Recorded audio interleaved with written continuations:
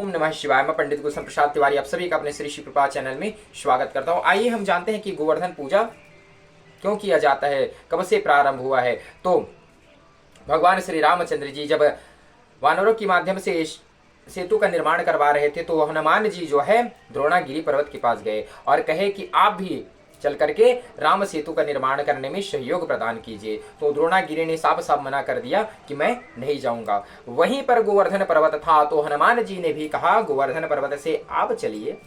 तो गोवर्धन पर्वत जो है प्रसन्न हो गया और मन में सोचने लगा, कहने लगा इससे बढ़कर सौभाग्य की क्या बात है, श्री रामचंद्र जी के कार्य में मेरा भी कुछ सहयोग होगा। इस प्रकार से सोच करके गोवर्धन पर्वत ने भगवान हनुमान जी से कहा कि आप मुझे उठाकर ले चलिए। तो हनुमान जी जो है गोवर्धन पर्वत को उठा करके आकाश मार्ग से जाने लगे। अब कुछ दूर पहुंचे वृंदावन में तो भगवान ने आदेश दे दिया कि जो वानर जहां पर पत्थर पर्वत पकड़ा है वहीं पर स्थापित कर दे, क्योंकि राम सेतु का निर्माण जो है संपन्न हो गया।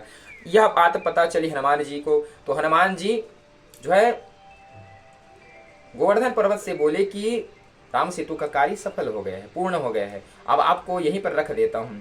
तो गोवर्धन पर्वत जो है रुदन करने लगे, रोने लगे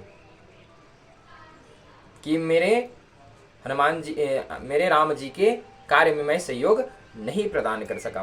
तब उनके भाव को देख करके हनुमान जी ने अपने भाव से श्री रामचंद्र जी का ध्यान किया और बातचीत किए कि प्रभु यह गोवर्धन पर्वत जो है आपके लीला में भाग लेने के लिए, आपके राम सेतु में सहयोग प्रदान करने के लिए उत्सुक था, जो कि आपका राम सेतु जो है संपन्न हो गया। अब इसको क्या किया जाए। तो रामचंद्र जी ने कहा कि आप जहां पर है वहीं पर स्थापित कर दे।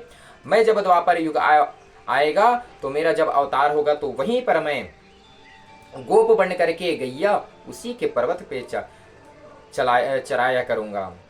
मेरे पैर का चिन्ह उन्हें चाहिए तो उसी पर्वत पे मैं गैया चराऊंगा। इस प्रकार से जैसे बोले तब भगवान रामचंद्र जी जो है द्वापर युग जैसे आया, कृष्ण जी का अवतार लिया, वहीं पर गैया चराने लगे। और कुछ दिन बाद ब्रजवासी सभी जो है इंद्र की पूजा कर रहे थे, तो इंद्र की पूजा ना करके भगवान कृष्ण ने आदेश कहा, तब जा करके वही गोवर्धन पर्वत का पूजन किए। उसी दिन से विशेष करके गोवर्धन पूजा जो है प्रारंभ हुआ है। अब क्या हुआ, गोवर्धन पूजा होते देख करके इंद्र को क्रोध आ गया। जैसे इंद्र को क्रोध आया तो इंद्र जो है क्रोध के मारे वर्षा करने लगा। तब भगवान कृष्ण जो है अपनी कृष्णा उंगली से, छिनी उंगली जिसे कहते हैं, उस उंगली से वही गोवर्धन पर्वत को उठाए और उठा करके सभी ब्रजवासी वृंदावन वासियों के सभी की रक्षा किए। तब इंद्र जो है समझ गए कि यह जगत के पिता है, पालनहार है, यही भगवान विष्णु के अवतार श्री कृष्ण हैं। उनसे क्षमा याचना किए। इस प्रकार से क्षमा याचना किए तो भगवान कृष्ण ने उन्हें क्षमा किया।